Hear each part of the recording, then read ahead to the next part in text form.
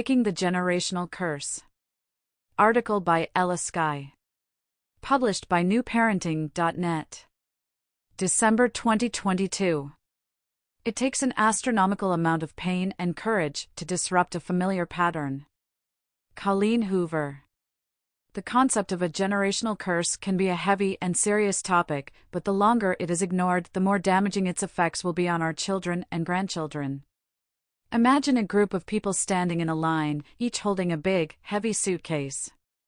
Each suitcase represents the challenges and experiences that have been passed down from one generation to the next.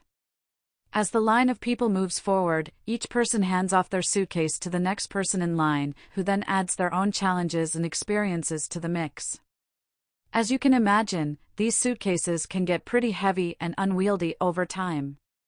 But the good news is that it's never too late to break the cycle and start fresh. Just because you were handed a heavy suitcase doesn't mean you have to pass it on to the next generation. You can choose to unpack your suitcase and deal with the challenges and experiences it contains, and then start fresh with a new, empty suitcase for your own children. It is difficult to determine who is cursed the most by the cycle of intergenerational trauma, as the impact of trauma and adversity can vary significantly from person to person. One thing is for certain: traumatic experiences from the childhood never go unnoticed and without consequences. It is well established that parenting practices can have a significant impact on a child's mental health and well-being. Research has shown that children who experience supportive and nurturing parenting are more likely to have better mental health outcomes and to be more resilient in the face of stress and adversity. On the other hand, children who experience neglect, abuse, or other forms of poor parenting are at increased risk for a range of mental health problems, including depression, anxiety, and other behavioral problems. Research has shown that experiencing trauma or adversity during childhood can have lasting effects on an individual's physical and mental health. Adverse childhood experiences (ACEs) are defined as potentially traumatic events that occur in childhood, such as abuse, neglect, household dysfunction, substance abuse, domestic violence, and other stressful life events. Although it's not always easy to break the cycle of intergenerational trauma, with the right support and resources, it is possible. By seeking help and learning about healthy parenting practices, you can work to create a positive and nurturing environment for your children, helping to break the cycle of poor parenting and improve the mental health and well-being of future generations. Here is how poor parenting practices can affect a child's mental state negatively: lack of warmth and affection. Children who do not receive enough warmth, affection, and emotional support from their parents are at increased risk for developing problems with self-esteem and social skills, as well as an increased risk of mental health problems like depression, anxiety, substance abuse, etc. Excessive criticism. Criticism that is excessive or overly critical can damage a child's self-esteem and lead to feelings of worthlessness and low self-confidence. Lack of structure and routine. Children need clear boundaries and expectations to feel safe and secure. Without appropriate structure and routine, children may struggle to regulate their behavior and emotions, leading to increased risk of mental health problems. Exposure to stress and conflict. Children who are exposed to high levels of stress and conflict in the home are at increased risk of developing mental health problems, including anxiety, depression, as well as PTSD, post-traumatic stress disorder, and CPTSD, complex post-traumatic stress disorder. It is a fact that individuals who have experienced trauma or adversity in their own childhoods will most likely carry those experiences with them into adulthood and potentially pass them on to their own children. Here are a few ways we can become more effective and supportive parents. Seek professional help. There is no shame in seeking support from a therapist, counselor, a life coach, or other mental health professional who can help you process your own experiences and develop healthy coping skills. Feel free to reach out to me with any questions or concerns. I will be happy to help you. Advice at newparenting.net or 888-857-8044. Learn about healthy parenting practices. There are many resources available that can provide information on positive parenting practices, such as setting boundaries, providing emotional support, and modeling healthy behavior. Practice self-care. Taking care of your own physical and mental health is essential for being able to provide a supportive and nurturing environment for your children. Seek out support from others.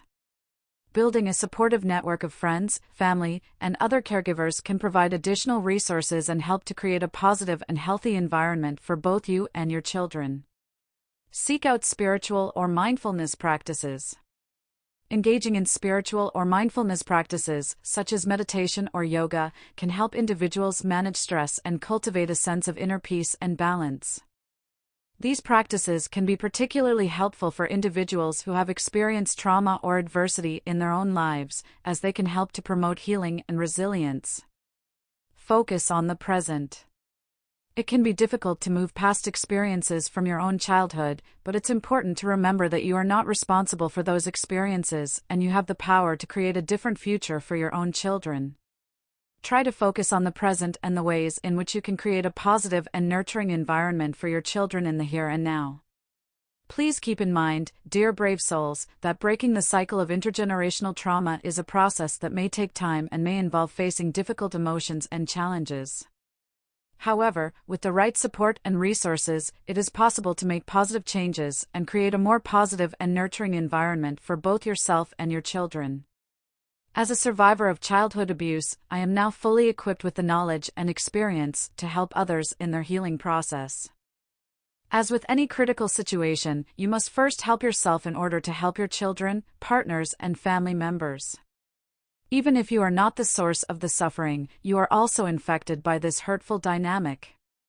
The ball is in your court now. If you want to see your children happy and healthy, if your heart breaks seeing tears in their eyes because of what you say and how you behave towards them, find the courage to make the change. It is the best thing you can do as a parent. We know that only hurt people hurt people. But the most important thing to remember is that there is never an excuse for abuse. It is never too late to make positive changes. Parenting is a journey, and it is natural to make mistakes along the way. Seek support, learn about healthy parenting practices, work to create a positive and nurturing environment for your children, and as a result, break the cycle of intergenerational trauma. You are a superhero of your family, as you have the power to change the future for those who follow you. It's a brave and honorable mission. And you can do it. The following practices will help shape the positive changes. Spend quality time together.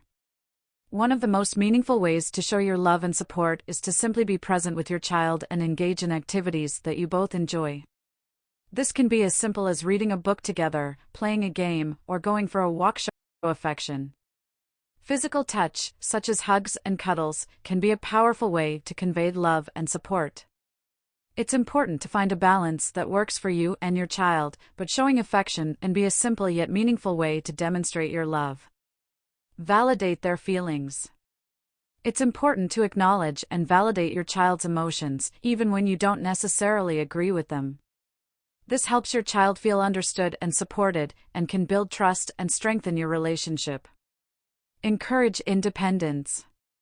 While it's natural to want to protect your child, it's also important to encourage independence and give them the space to learn and grow on their own.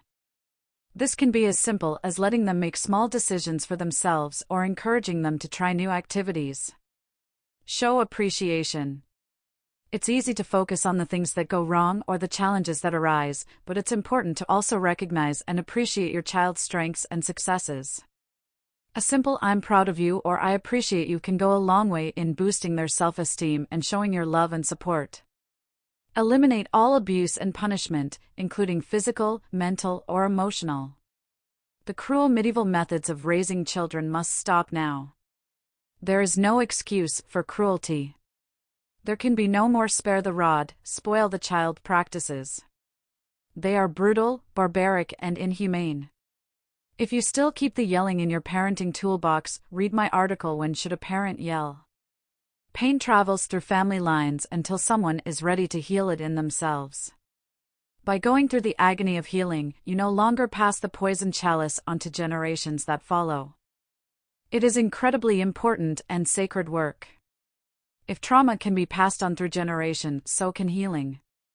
Remember, every child is unique, and what works for one may not work for another, even if they are siblings. The most important thing is to be present, listen to your child, and show your love and support in a way that feels genuine and authentic to you. Feel free to reach out to me with any questions or concerns. I will be happy to help you and your children. Send me an advice at newparenting.net or dial 888-857-8044. Subscribe to newparenting.net posts and publications. Peace and love to your family.